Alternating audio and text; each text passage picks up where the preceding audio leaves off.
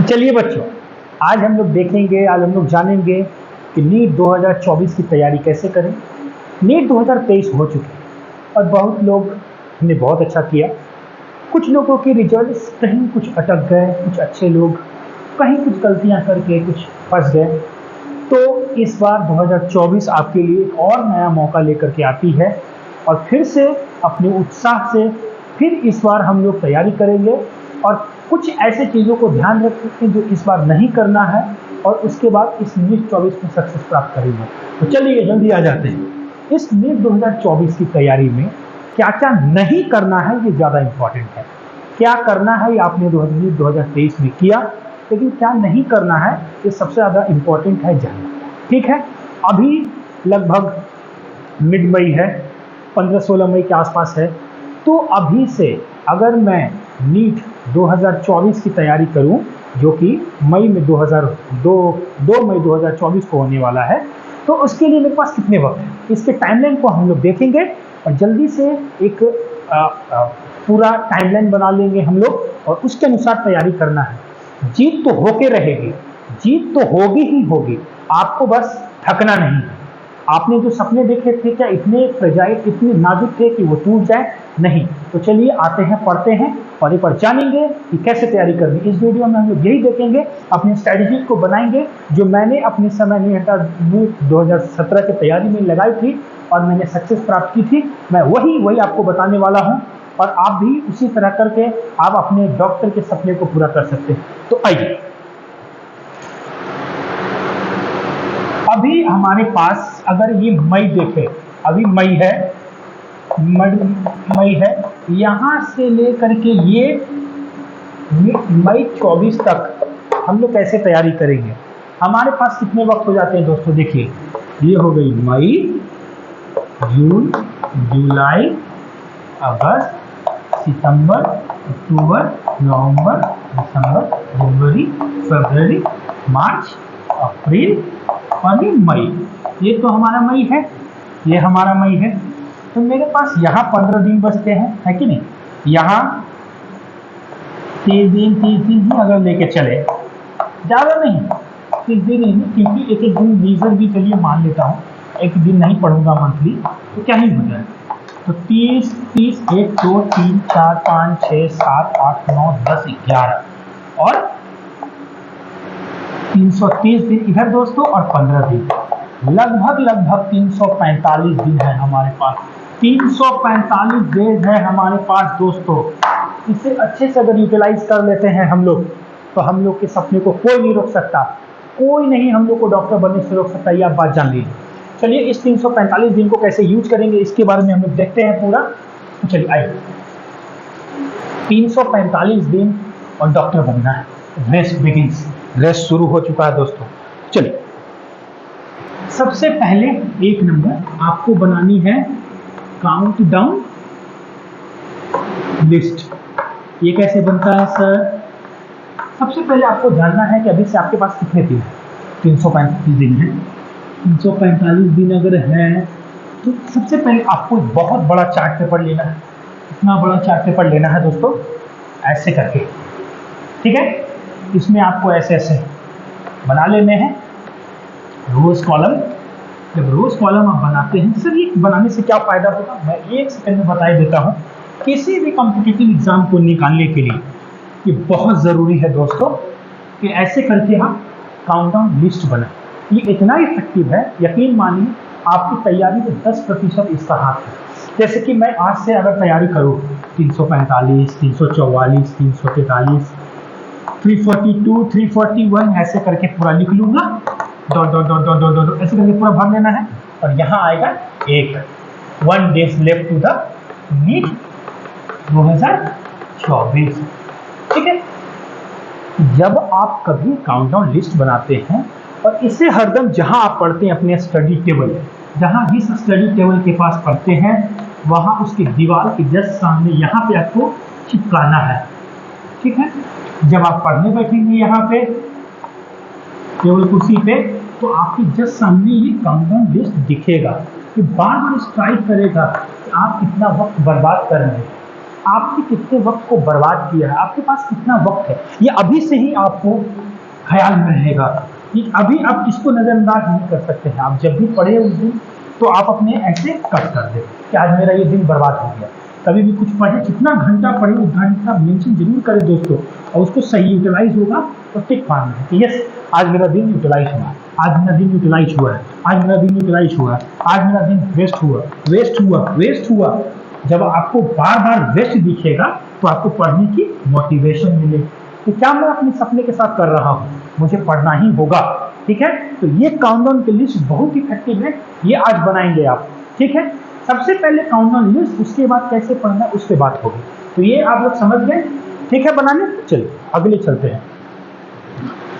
पूरा टाइमलाइन बना के बताऊंगा दोस्तों आपको, जैसे आपको तैयारी करना है। तो यकीन मानिए नीट 2023 जो जैसा गया जाने दीजिए उसको। अतीत में पास्ट में नहीं जीना। अतीत पास्ट में जीने से क्या होता है, आपकी एनर्जी सब वही लग जाती है। आप एक बार पहले कॉन्सेप्ट समझिए, ये हुआ पास्ट, ये हुआ प्रेजेंट और ये हुआ फ्यूचर। फ्यूचर लोगों के बहुत बड़े दिखते हैं, पास्ट भी लोगों के बहुत बड़े दिखते हैं, लेकिन ये जो प्रेजेंट है होने ये चाहिए कि प्रेजेंट आपको बहुत बड़ा दिखना चाहिए।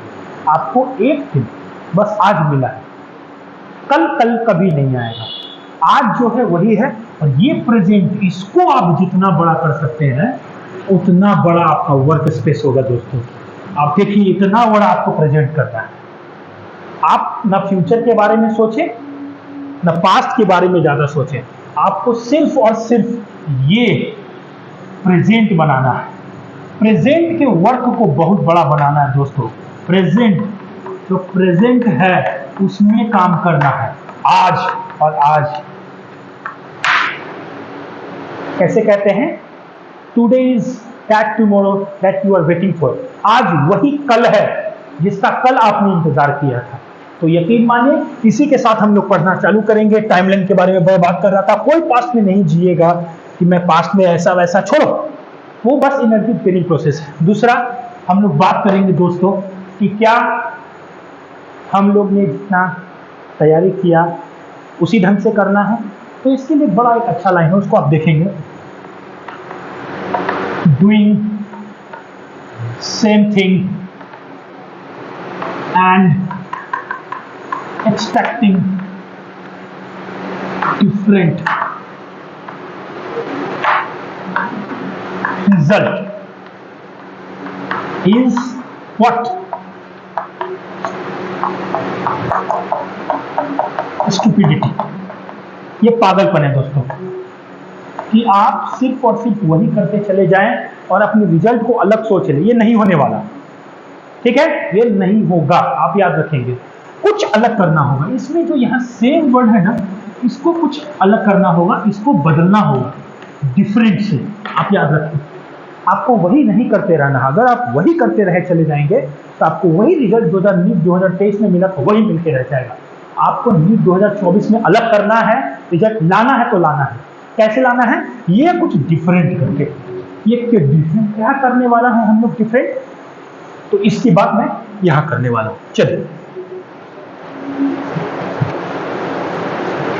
सबसे पहले जरूरी है दोस्तों कि आप एक बड़ा टाइमलाइन बनाएं, फिर छोटा टाइमलाइन बनाएं, फिर छोटा टाइमलाइन बनाएं और आज प्रेजेंट में करें उसे। तो चलिए, मैं अगर इस नीट की बात करूं जिसमें बायोलॉजी की मैं बात करना चाहता हूं। बायोलॉजी 50% नीट का रिजल्ट कंफर्म करता है। और बायोलॉजी के लिए बस एक बुक है, NCERT के 2 पार्ट, बस। उसके सिलेबस कुछ घटे हैं, रिड्यूस हुए हैं, नहीं हुए हैं, इसके बारे में मैं दूसरा वीडियो बनाऊंगा। ऊपर आई बटन पे मैं कभी लिंक दे दूंगा, अगर नहीं है तो बाद में आके देखना है, उसमें मैं बात करूंगा। लेकिन सिर्फ नीट की बात करूं तो रिजल्ट जो है इस 11th-12th की बुक को पढ़ने से होता है, वो भी NCERT से पढ़ने से होता है। तो NCERT को सर कैसे पढ़, मैं पिछली बार तो पढ़ा नहीं, NCERT को इस बार अलग ढंग से कैसे पढ़ना उसकी मैं बात करूंगा। मैं से लेकर के, देखिए, सबसे पहले किसी एग्जाम को निकालने के लिए कॉन्फिडेंस जरूरी है। कॉन्फिडेंस इतना जरूरी है अगर आप अभी से डीमोटिवेटेड है, लो कॉन्फिडेंट मूड में है, तो आपका कभी नहीं हो सकता है। आपको कोई डीमोटिवेशन हटाने वाला मोटिवेशनल स्पीकर कोई आएगा तब आप मोटिवेट होगा, ऐसा कुछ नहीं है। अपने अंदर मोटिवेशन को भरें। तो 15 मई से अगर मैं अपनी बायोलॉजी को शुरू करता हूँ, जो कि आपका पढ़ा हुआ है, आप अभी से ही अपनी पढ़ाई को कंटिन्यू कर सकते हैं, अपने रिदम को कंटिन्यू कर सकते हैं। तो सबसे पहले जरूरी है कि इस मई से चलते चलते चलते चलते चलते चलते कहां तक सर? मैं तो बोलूंगा अगस्त तक। अगस्त तक, सिर्फ और सिर्फ अगस्त तक आप एनसीईआरटी को मई, जून, जुलाई और अगस्त 15 दिन इधर, 30 दिन इधर, 30 दिन इधर, ठीक है। अगर आपने पढ़ा हुआ है तो मैं बात कर रहा हूं, अगर आपने पढ़ा हुआ है तो 30, 30 और 15 कितना हो गया दोस्तों? 75 डेज, 75 दिन में आप सिर्फ और सिर्फ एनसीईआरटी पढ़ें, सिर्फ और सिर्फ बायोलॉजी पढ़ें। मेरा ये स्ट्रैटेजी है। सबसे पहले जब आप 50% अपने सिलेबस को कमांड कर लेते हैं, तब आप समझिए आप 50% डॉक्टर बन चुके हैं। फिर बची बात केमिस्ट्री और फिजिक्स की, वो बहुत आसान है, उसकी मैं बात करूंगा, ठीक है। तो इस मात्र और मात्र 15 दिन, 30 दिन और 30 दिन में आप 75 दिन में एनसीईआरटी को थोरोली पढ़ें। तो सर अगर 75 दिन में आप सोचिए कि लोग बोलते हैं मैं 14 घंटा 16 घंटा पढ़ता था, ये बकवास की बात तो सबसे फिजूल है। पहली बात, सबसे पहले आपको अपने आप से ईमानदार रहना है। आप जब भी पढ़े पूरे कंसंट्रेशन के साथ पढ़ें, आप जब भी पढ़े पूरे ईमानदारी के साथ, उसमें उस प्रेजेंट मोमेंट में अवेयर होके पढ़े। लोग पढ़ते तो हैं लेकिन अवेयर नहीं रहते, कहते हैं मन जो है कहीं और रहता है, फिजिकल बॉडी वहाँ उपस्थित रहता है। ऐसा नहीं करना है। पढ़ने वक्त आप 15 मिनट ही पढ़े, 1 घंटा ही पढ़े, लेकिन आप वहाँ रह के पढ़े, अपने विचार मन को वहाँ एकत्रित करें, ठीक है। तो इस 75 दिनों में मैं बता रहा हूँ, आप अनुमान ज़्यादा नहीं, 6 घंटा भी पढ़ते हैं, 6 घंटा भी पढ़ते हैं, 6 घंटा भी पढ़ते हैं, तो अनुमान लगभग 1 से 1.5 चैप्टर को आप डेली कर सकते हैं। 1 से 1.5 चैप्टर, चलिए अनुमान मानता हूं मैं 1 चैप्टर आपने किया और फिर आधा चैप्टर आपने किया, बस मैं इतना ही बोल रहा हूँ। कोई ज़्यादा डिमांड हो तो बताइए, कमेंट करिए कि नहीं सर आपने बहुत ज़्यादा डिमांड किया। मैंने बहुत ज़्यादा डिमांड नहीं किया है आपसे, आपको बस 1 से 1.5 चैप्टर करने के लिए मैं बोल रहा हूँ। छोटे छोटे चैप्टर होंगे तो 2 चैप्टर कर लेंगे, ठीक है। इससे आप इतने अच्छे से करेंगे, आप वहां होके करेंगे, प्रेजेंट मोमेंट में होके करेंगे, तो 1.5 चैप्टर या अनुमान 2 चैप्टर करेंगे एक दिन में। मात्र 2 चैप्टर में करने बोल रहा हूँ दोस्तों। क्या अपने सपने के लिए आप इतना भी नहीं कर सकते? तो धिक्कार है वैसे सपने को। कहते हैं कि प्यार जो करता है, प्यार से बोलने से नहीं, उसे दिखाया भी जाता है, जताया भी जाता है। आप किस चीज को कितना चाहते हैं, उसके लिए ये तो सब कोई बोल सकता है कि मैं डॉक्टर बनना चाहता हूँ, डॉक्टर बनना चाहता हूँ, लेकिन उसके लिए कौन सबसे ज़्यादा मेहनत कर सकता है, उसी का चयन होता है, उसी की सिलेक्शन होती है। तो उसके लिए आपको त्याग करना होगा अपनी नींद की, त्याग करना होगा अपने दोस्तों से मिलने जुलने की। बस 1 साल और 2024 जिंदगी बदल देगा दोस्तों आपका। तो चलिए ध्यान से मेरी बात को सुनिए और अगले स्ट्रेटेजी पे आते हैं। 2 चैप्टर अ डे, आज का ये जो नंबर 2 है, 2 चैप्टर अ डे पॉलिसी। कितने दिनों के लिए दोस्तों? 75 दिन के लिए। आप यकीन नहीं मानेंगे, अगर आप ऐसे पढ़ेंगे 10 दिनों में आप इस रफ्तार में आ जाएंगे कि एक दिन में 3-3 चैप्टर आपका होगा। आपने पढ़ा हुआ है, एनसीईआरटी पढ़ने वाली बच्चे, मैं पूरा का पूरा एनसीईआरटी का वीडियो लाने वाला हूँ, डेली मैं पढ़ाने वाला हूँ आपके साथ 1 से 1.5 चैप्टर, और देखिए आप कैसे पढ़ते हैं, कैसे होता है। फाउंडेशन के लिए, 2 साल के कोर्सेज के लिए भी और टारगेट के कोर्सेज के लिए भी मैं रेगुलर वीडियो लाता रहूँगा। आप मेरे चैनल डॉक्टर SP नारायण पे जुड़ करके लगातार पढ़ सकते हैं एनसीईआरटी लाइन बाय लाइन, और अपने पढ़ाई को कर सकते हैं। अब कहीं जाने की जरूरत नहीं है, मैं पूरी ईमानदारी से एनसीईआरटी बेस्ड कंटेंट आप तक लाता रहूँगा, और आप इस चैनल को जुड़ करके आप इस चैप्टर को सब कंप्लीट कर सकते हैं। मैं पूरा करवाने के लिए इस बार आ गया, ठीक है। तो 2 चैप्टर डे का पॉलिसी आपको दिमाग में रखना है, और फिर आगे बढ़ता हूं मैं। चलिए, इसके बीच में जब मैं बोर्ड को साफ करता रहूंगा तो मैं आपको कुछ कोट्स बोलता रहूंगा, ताकि आप जो है देखते रहेंगे। चलिए, ये खत्म हो गया। तीसरा नंबर क्या है? रात में रात में कितने बजे से? शाम में 7 बजे से 9 बजे तक। ये समय जो रहता है पढ़ने का मन नहीं करता है, खेल के आते हैं बहुत बच्चे, खेलना धूपना भी बहुत जरूरी है, वॉकिंग करके आते हैं तो पढ़ने का मन नहीं करता। इस समय मैं प्रीवियस ईयर क्वेश्चंस लगाऊंगा। बहुत सारे क्वेश्चन बच्चे पूछते हैं कि प्रीवियस ईयर कब तक, कब से कब तक? तो सबसे सेफ साइड है दोस्तों 2013 से अभी तक। 2013 से क्यों सर? क्योंकि नीट की शुरुआत 2013 में ही हुई थी सबसे पहले, ठीक है। नीट 2013 है वो सबसे पहला नीट था, उसी के सिलेबस जो है वहीं से नीट अप्रोच चालू हुआ। आज के जो नीट है सिर्फ और सिर्फ एनसीईआरटी बेस्ड, वो वहीं से शुरुआत हुई थी। तो नीट 2013 से अभी तक के क्वेश्चंस बना सकते हैं। सर मैं इतना नहीं बना सकता, वेल एंड गुड। अगर आप सेफ साइड में नहीं रहना चाहते तो मैं एक और डेटा देता हूं तब से बनाए। नीट 2017 से नीट 2023 तक के क्वेश्चंस आप बना लेते हैं अगर, तो आपको 90 से 95% जो है सिलेबस कवर हो जाएगा। कोई नहीं रोक सकता 90 से 95% नंबर लाने के लिए आपको, ठीक है। उसके बाद सर क्या करूं मैं? प्रीवियस ईयर जब मैं बना लेता हूं तो उसके बाद बहुत बड़ा हिस्सा जो बच जाता है लोग सिर्फ बना लेते हैं एनालिसिस। पहले बनाना कैसे, इस पर भी मैं बात थोड़ा कर लेता हूं। सबसे पहले आप जब बनाने बैठेंगे तो एक चीज जो इंपॉर्टेंट है उसका नाम है घड़ी, ठीक है। घड़ी लेकर के बैठेंगे दोस्तों, मैं बता रहा हूं आपको, घड़ी लेकर के बैठेंगे, ठीक है। एक चीज, जब आप कॉपी पे बनाना चालू करेंगे तो सबसे पहले 1 2 3 4 5 6 7 8 ऐसे करके जितना क्वेश्चन है आपने प्रीवियस ईयर में देख चुका है उसको नंबरिंग कर लेंगे। नंबरिंग करने के बाद ऐसे से जब 50 तक या मान लीजिए 50 तक क्वेश्चन है तो ऐसे लिख लेंगे सबसे पहले कॉपी में, ठीक है। अब आपने क्या है यहाँ पे जो बजा दिया, स्टॉप वॉच शुरू कर दिया, क्योंकि और आपने एक 50 क्वेश्चंस के लिए एक समय दे दिया। एक मैं अनुमान आपको बताऊं तो 90 क्वेश्चंस के लिए सबसे अच्छा समय, 90 क्वेश्चंस अगर बनाना है तो सबसे अच्छा फास्ट टाइमिंग कितना है? 30 मिनट। मतलब एक क्वेश्चंस में कितना मिनट दोस्तों? 1/3 मिनट, ठीक है। उसी अनुसार से आप कलेक्ट कर लेंगे, कैलकुलेट कर लेंगे कि 50 क्वेश्चन में कितना, 50 क्वेश्चन में कितना दोस्तों? 50/3 कितना हो गया? लगभग 16 मिनट, 16 × 48। चलिए मैं 17 मिनट, 17 से 20 मिनट, 20 मिनट का टारगेट आपको यहाँ सेट करना है अपने स्टॉप वॉच में। 20 मिनट का स्टॉप वॉच टारगेट सेट करने के बाद अब आप बनाना चालू करते हैं, ठीक है। 1 का क्या होगा? 1। जैसे जैसे ये आ रहा है वैसे वैसे लिखना चालू करेंगे।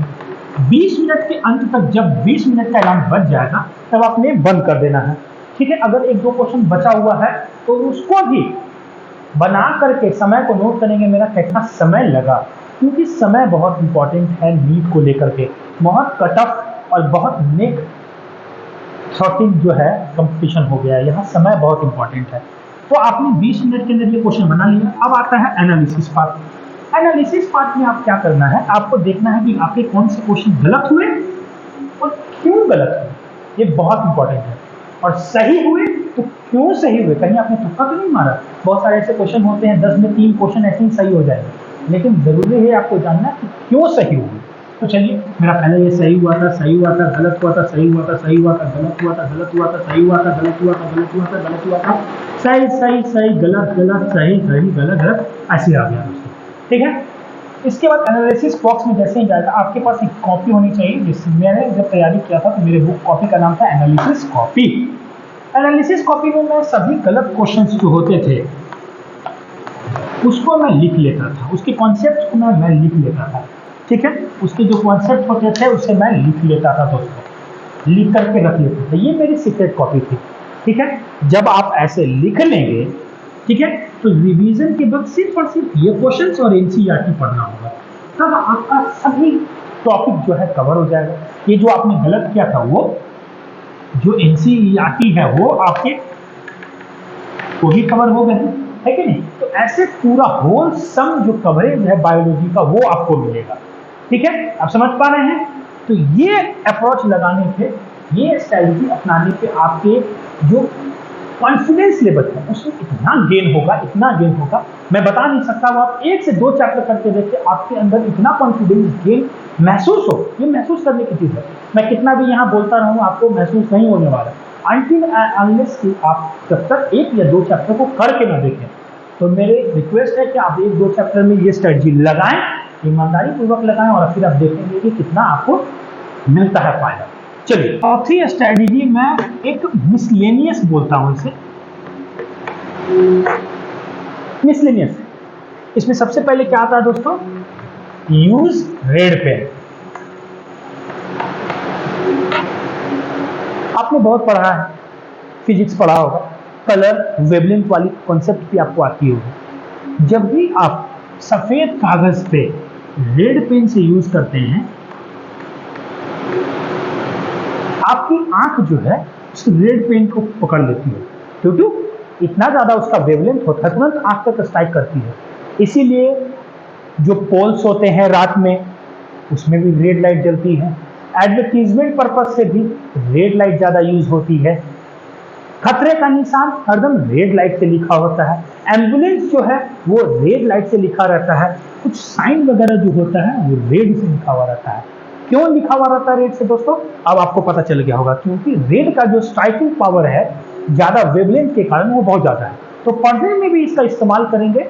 आपको हरदम एक सादी कॉपी लेनी है, सादी कॉपी लेकर के उसमें कभी भी रूलिंग कॉपी नहीं लेना है। रूलिंग कॉपी मतलब जिसमें ऐसे से लाइन पड़ा हुआ रहता है, नहीं लेना है।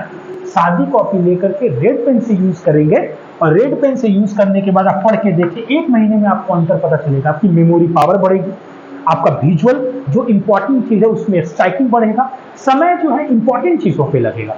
मुझे प्रोडक्टिविटी बनाना है, एफिशिएंसी बढ़ानी है, तो ये स्ट्रेटेजी जरूरी है। एक स्ट्रेटेजी, इसके साथ साथ इसको सप्लीमेंट करने के लिए है हाइलाइटर यूज करना। दोस्तों मैंने बहुत देखा है, बहुत लोग जो है या तो हाइलाइटर यूज नहीं करते, या हाइलाइटर यूज करते हैं तो उसका यूजफुल यूज नहीं करते हैं, कहीं से कहीं उसको दिस दैट सब में यूज कर देते हैं। नहीं, कीवर्ड में हाइलाइटर यूज करें। हाइलाइटर जो है, अगर ये लाइन है इतना बड़ा, ठीक है, इसमें सिर्फ इतने लाइनों को आप रख दें। हाईलाइट जो इंपॉर्टेंट शब्द है उसे is, cat, are, was, where जैसे शब्दों पे कभी भी जो है अंडरलाइन ना करें, क्योंकि ये समय की बर्बादी तो है ही, एक की बर्बादी भी है, पैसे की भी बर्बादी है। और जब आप पढ़ेंगे तो आपके कंसेप्ट को भी वो, कंसंट्रेशन को भी वो डैम्प करता है। डैम्प कंसंट्रेशन, डैम्पिंग समझते होंगे आप लोग, मतलब नहीं होता है, तलवार रहता है उसकी धार बनी रहती है और वो थोथा हो जाता है, तो यही आपके कंसंट्रेशन को थोथा करने का काम करता है। इस तरह के शब्द को अंडरलाइन करना। आपको यूजफुल वर्ड, यूजफुल वर्ड्स को ही अंडरलाइन करना है दोस्तों, ठीक है, यूजफुल वर्ड्स को ही अंडरलाइन करना है। ये बात मेरी आप याद रखेंगे। लाल पेन यूज करना है आज से, उसके बाद आपको हाइलाइटर यूज करना है। आप इस मेरी बातों को बहुत ध्यान से सुनेंगे, आप इसे यूज करके देखें। एक महीने आपने बहुत तैयारी की, नीट 2021, 22, 23 सब तैयारी की आपने, लेकिन इस बार कुछ अलग तो करे, तब ना रिजल्ट अलग आएगा। Using different thing and get the result different, and you are not champion. मैं बता रहा हूं, आज अभी से आप चैंपियन हो सकते हैं अगर आप अपनी गलतियों को, पहले जो आपने गलतियां की थी, कार्य किए थे, उसे थोड़ा चेंज करके अलग करें, ठीक है। एक मैंने बता दिया फिर से, तीसरी पॉइंट ये रही थी मेरी कि आप जो है ब्लैंक व्हाइट पेज वाले कॉपी यूज करेंगे, व्हाइट पेज वाले कॉपी, ठीक है। मैंने बहुत ध्यान से बताया है, रेड पेन, व्हाइट पेपर और हाइलाइटर के यूज। आप इसे बहुत ध्यान से सुनेंगे दोस्तों, मुझे यकीन है आप करेंगे, आप फायदा आपको मिलेगा। तो आप मुझे कमेंट करके बताइएगा कि आपको फायदा हुआ या नहीं हुआ। मैं यहीं पे हूं, ठीक है, मैं आपके सभी कमेंट्स को सुनने के लिए तैयार, जो भी प्रॉब्लम होगा मैं बताने के लिए तैयार हूं, ठीक है। तो ये मेरा चौथा मिसलेनियस था। अब सर ये बताइए कि मैंने पढ़ तो लिया, मेरे रिटेंशन नहीं रहते हैं। अब एक रिटेंशन या रिवीजन के पावर को आप नहीं समझ पा रहे। रिवीजन के पावर को मैं समझाने के लिए एक मैथमेटिकल टर्म यूज करता हूं, ठीक है, रिटेंशन। आप समझेंगे, बाहर के देशों में, अमेरिका में एक शोध हुआ कि हम लोग किस तरह से किसी भी पढ़ी हुई चीज को रिटेन कर पाते हैं या नहीं। इस शोध में जब रिटेंशन पावर को ग्राफिकली रिप्रेजेंट किया गया तो देखा क्या गया, ये है टाइमलाइन, ये है टाइम, ठीक है, और ये है परसेंटेज रिटेंशन। इसके लिए जो एक्सपेरिमेंट हुआ वो इस तरह से हुआ कि हार्वर्ड में एक कक्षा में पढ़ाई हुई और पढ़ाने के दौरान टीचर बहुत एक्सपेरिमेंटल मॉडल से, बहुत प्रैक्टिकल मॉडल से, बहुत थ्योरेटिकल मॉडल से पढ़ाना चालू किया। पढ़ाने के दौरान जैसे ही क्लास के 1 घंटे बाद बच्चों से उसके बारे में पूछा गया तो लगभग बहुत बच्चे वहाँ होशियार भी थे, तो 100 में 90% रिटेंशन था, उनका इतना रिटेंशन था। फिर 1 घंटे बाद आया, 1 घंटे बाद पूछा गया तो बहुत रिटेंशन कम हो गया। फिर 1 घंटे बाद रिटेंशन हुआ, पूछा गया तो और रिटेंशन कम हो गया। 24 घंटे के अंत में जब रिटेंशन देखा गया दोस्तों, तो ये ग्राफ फॉलो कर रहा था उसका, ये ग्राफ मतलब at the end of 24 hour only 40% retention रहा with that brain capacity and intelligence, ठीक है, ओके। तो फिर लोगों ने सोचा कि मैं अगर इतना 90% से 40% पे एक दिन में ही आ जाऊंगा तो फिर क्या, कैसे मैं आगे उसे कैरी आउट करूंगा। तो उन्होंने बताया कि अगर इसी दिन, एक दिन पे फिर से इसे रिवीजन कर लिया जाए तो ये जो ग्राफ है ये एक्स्ट्रापोलेट हो जाता है और ये ग्राफ ऑलमोस्ट 80% पे स्विच कर जाता है। और इस बार डिक्रीमेंट की जो ग्राफ थी वो कम थी। विद इन 24 आवर आप देखिए इसका रिटेंशन जो है 60% था। मतलब एक दिन अगर आप रिवीजन करते हैं तो आपके जो भूलने की क्षमता है वो 20% कम हो गई। आप देख पा रहे हैं 20% का इंक्रीमेंट है रिटेंशन में, ठीक है। तो एक दिन अगर आप पढ़ लेते हैं, एक दिन के बाद 24 आवर के बाद रिवीजन करते हैं तो आपकी जो पढ़ाई चीज है उसकी 60% रिटेंशन पावर, ठीक है। फिर देखा गया कि एक वीक तक कितना हो जाता है, तो एक वीक तक फिर ये दोस्तों घट करके ये सिर्फ 20% पे 40% पे आ गया, ठीक है। एक वीक में फिर से इतना आ गया। फिर दो लोगों ने बोला कि अरे तो फिर घट गया, तो फिर यहाँ पे रिवीजन की स्ट्रैटेजी लाई गई, यहाँ पे एक बार रिवीजन करें। यहाँ पे जो हुआ दोस्तों वो देखने लायक था। इस बार जो है रिटेंशन यहाँ पे 90% पहुंच गया और इसकी डिक्रीमेंट ऐसे हुई, मतलब विद इन एक वीक के बाद फिर देखा गया तो इस बार रिटेंशन जो है 70% था। समझ पा रहे हैं? पहला रिवीजन 24 आवर के अंदर, दूसरा रिवीजन एटलीस्ट 3 दिन से लेके 1 वीक के अंदर, चौथा रिवीजन 1 वीक के अंदर फिर करिए और फिर ये रिटेंशन जो है दोस्तों 1 महीने तक धीरे धीरे 1 महीने, यहाँ पे अगर मैं 1 वीक को फिर हटाऊं और 1 वीक में आपको अगर आपने रिवीजन किया है तो इससे यहाँ तक आने में 1 मंथ लगता है। आप समझ पा रहे होंगे कितना इफेक्टिव मॉडल है ये रिवीजन, ठीक है। मैं फिर से रिपीट कर देता हूं, पहला revision, first revision 24 hour, second revision जो होता है दोस्तों 1 से 3 डेज में करें आप, थर्ड रिवीजन जो है 5th to 7th डे करें आप, फोर्थ रिवीजन जो है आप 1 वीक के बाद और 1 महीने के अंत में 1 वीक से लेकर के 1 मंथ के बीच में कभी भी कर सकते हैं और इसका रिटेंशन दोस्तों 3 मंथ तक है। आप सोचिए रिवीजन, रिटेंशन और रिजल्ट तीनों आर से होता है। तो अगर आपने सही रिवीजन किया तो आपकी कंटेंट सही रिटेन रहेगी और आपके रिजल्ट सक्सेसफुली आएंगे। ये मेरी बात आप ध्यान से रखेंगे, ठीक है। तो इस तरह से जैसे सीरियली रिवीजन करने पे मैंने ये करके देखा है, मैंने अपनी तैयारी के समय पे मैंने MBBS लाइफ में ये स्ट्रैटेजी अपनाई है और मुझे बहुत कम मेहनत में, मुझे बहुत कम, इसी को मैं स्मार्ट स्टडी बोलता हूँ दोस्तों। बहुत ज़्यादा मेहनत करने की जरूरत नहीं पड़ती है, बस पर्टिकुलर सही समय पे सही हथौड़ा मारा आपने अगर, तो आपको मोल्ड करने से कोई नहीं रोक सकता है। तो सही समय पे सही रिवीजन करने की विधि मैंने बताई। फिर से बोलेंगे, पहला रिवीजन 24 आवर, सेकेंड रिवीजन 1 से 3 दिन के अंदर, थर्ड रिवीजन 3 से 7 दिन के अंदर, फोर्थ रिवीजन 1 वीक से लेके 1 महीने तक, और फिर जब फिफ्थ रिवीजन करेंगे तो 3rd मंथ के बीच में, 1 से लेके 3rd मंथ के बीच में कर लेंगे, ठीक है। तो इसके बाद आपकी जो रिटेंशन है 6th मंथ तक रहेगी। आप देखते होंगे कई लोगों को कई जो रिलीजियस बुक्स होते हैं बहुत दिनों तक याद रहता है। क्यों याद होता है? पुनरुक्ति, रिवीजन, पुनरावृत्ति, बार बार रिवीजन करने से ही वो रिटेन रहता है दोस्तों, ठीक है। तो इस तरह से रिवीजन करके आप अपने कंटेंट को रख सकते हैं। आप इस ग्राफ को बहुत ध्यान से समझे हैं, फिर से नहीं समझ में आए फिर से वीडियो बैक करके आप समझेंगे और इसे अपने आप में लागू करेंगे। ठीक है, तो चलिए मैं इसे मिटा देता हूं।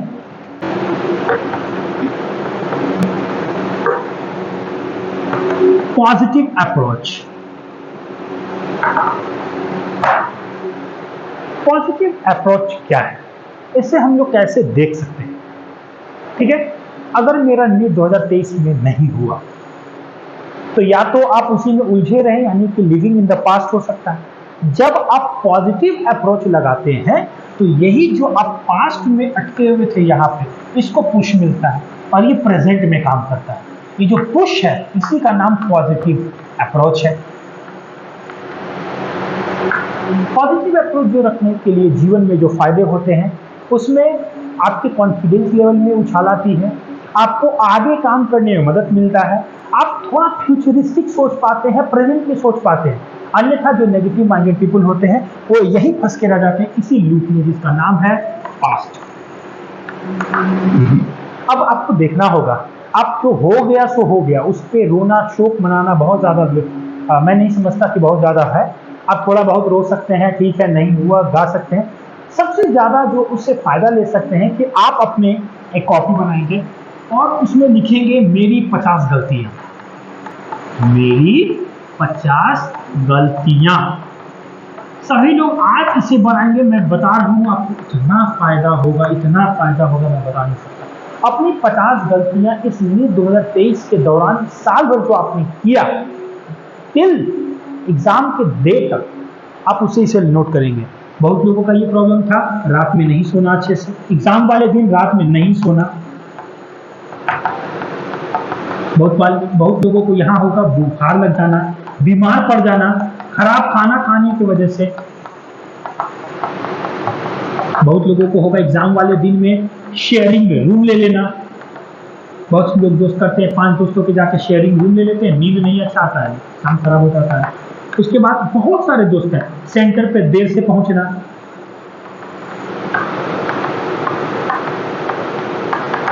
सेंटर ना जाना हुआ होना।